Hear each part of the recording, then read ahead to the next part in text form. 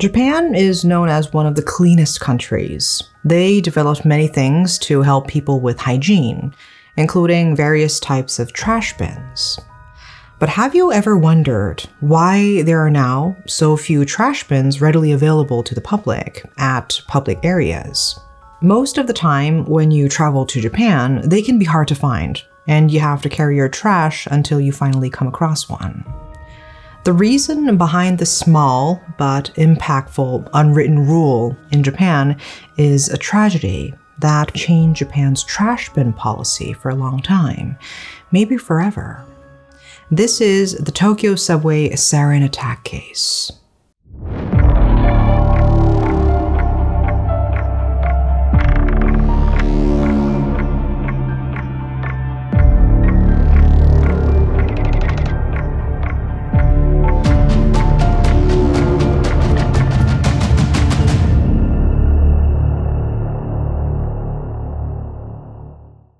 Around 8 a.m. on March 20th, 1995, Japan was busy as usual. People were rushing to commute using the subway to reach their destinations. However, that day was different. A colorless and odorless gas was unleashed into the air on 3 Tokyo Metro lines. The gas was later identified as sarin gas, a substance said to be 100 times more lethal than potassium cyanide. Even a small dose can be deadly for adults. So imagine how deadly a large amount of sarin gas unleashed on a busy subway line with many people inside could be. Sarin was said to be used by Saddam Hussein's regime in the 1988 Iran-Iraq War. However, this incident was the first use of sarin that targeted normal civilians. Since the attack occurred during rush hour, the incident caused 13 deaths, 50 severe injuries, and some victims died later. Nearly 1,000 others suffered temporary vision problems. Years after the incident, it was reported that the total number of victims exceeded 5,000. Police and paramedics were immediately called to the scene and attempted to save people who might have inhaled even a small amount of the gas. An investigation was conducted almost immediately. The news spread like wildfire, and people began to wonder who would carry out such a large-scale attack, not just on 1, but 3 Tokyo Metro lines.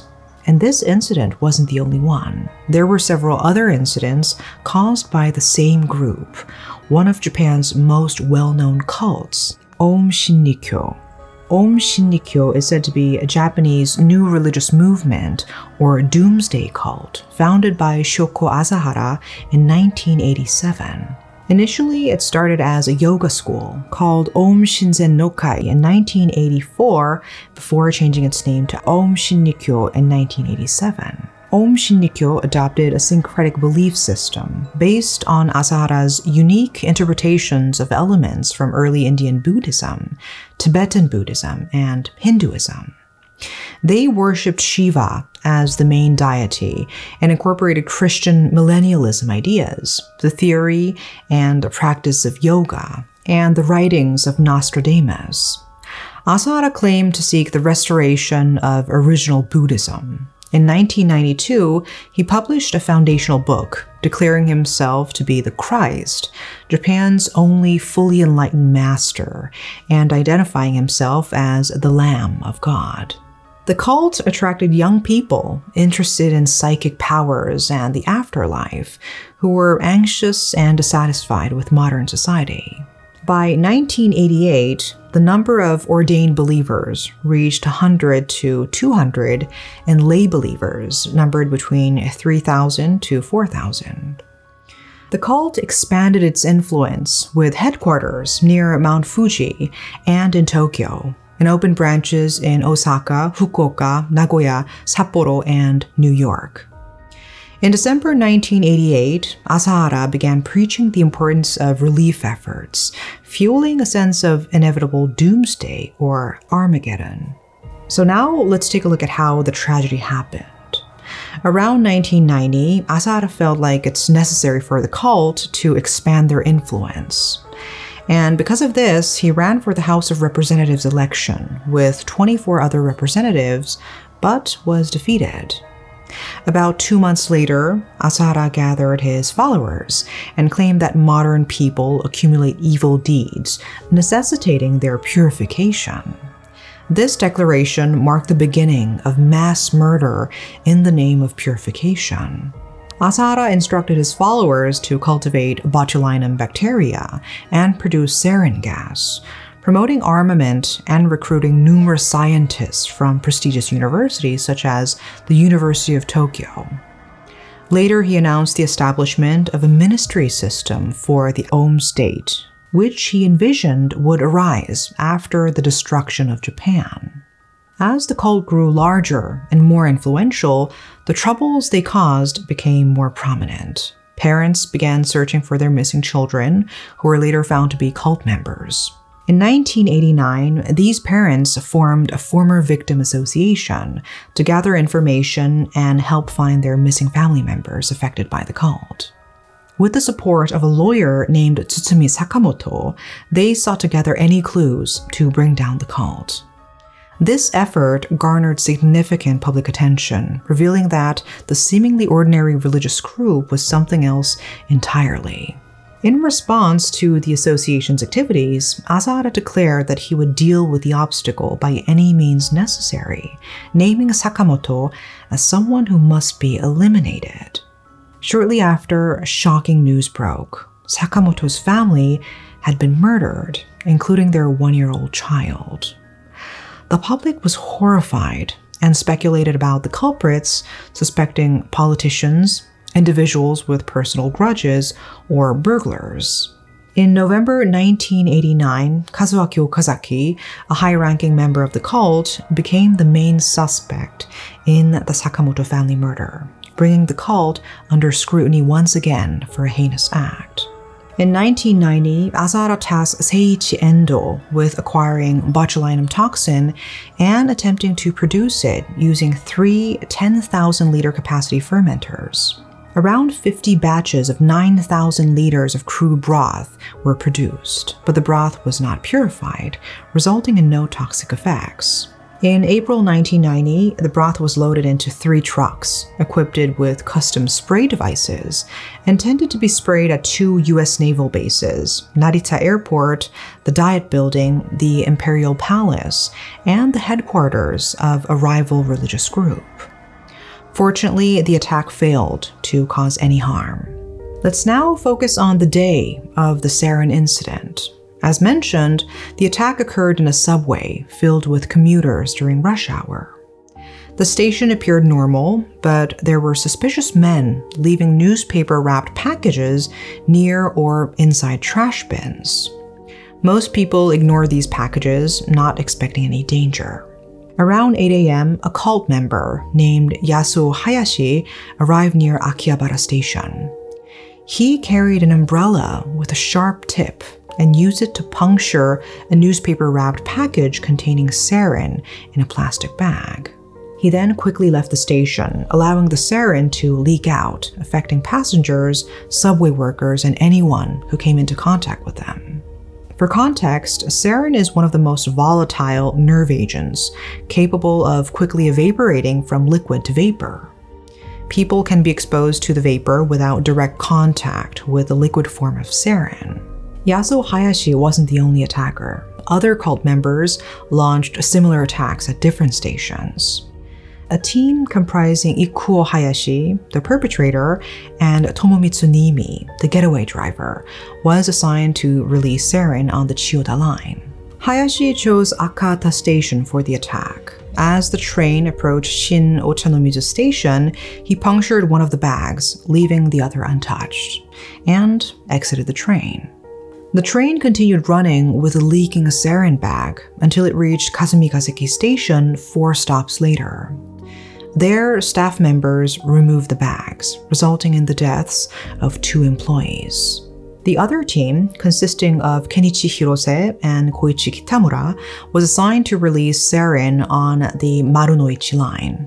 As the train approached Ochanomizu Station, he repeated an Om mantra and punctured the packages. There were also 2 other attacks following the same pattern. The attacks were meticulously planned, and it was bizarre that someone could conceive of harming so many innocent people in the name of false faith. Around 8 a.m., several calls were made from passengers, people around the stations, and even the Tokyo Fire Department. The reports were mostly about fainted passengers. At the Tokyo Metropolitan Police Department's Forensic Science Laboratory near Kazumikaseki Station, investigators collected samples, risking their lives. These samples were subjected to a gas test, and around 10 a.m., it was confirmed to be sarin. At 11 a.m., a press conference was held. Masao Terano, chief of the Investigation Division 1, stated that the police were analyzing the remains, and there was a strong possibility that the poisonous substance was sarin. The news shocked Japan, leading to widespread theories and assumptions. Who would do this? Was it a terrorist attack? An attack from another country intending to provoke Japan into war? Some people suspected the attack might be linked to Shinrikyo, a cult already notorious for various misdeeds. The police possibly had similar suspicions, and while investigating the sarin attack, also probed into the cult's activities. As investigations continued, the police's suspicions against the cult grew stronger, and the connection between the subway sarin incident and the cult became clear. Subsequently, the Tokyo Police Department arrested several high-ranking members of the cult. Finally, on May 16th, Asahara was arrested on suspicion of murder in connection with the subway sarin incident.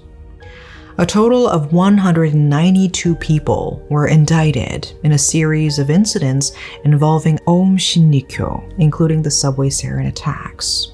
Among them, Asahara was charged with killing or causing the death of a total of 27 people in 13 cases. At a trial in April 1996, 1 year after the sarin incident, at the Tokyo District Court, Asahara pleaded not guilty in almost all cases. He claimed that all the incidents were caused by his disciples, not by him. However, in February 2004, the Tokyo District Court ruled that Asahara was the mastermind behind all the cases.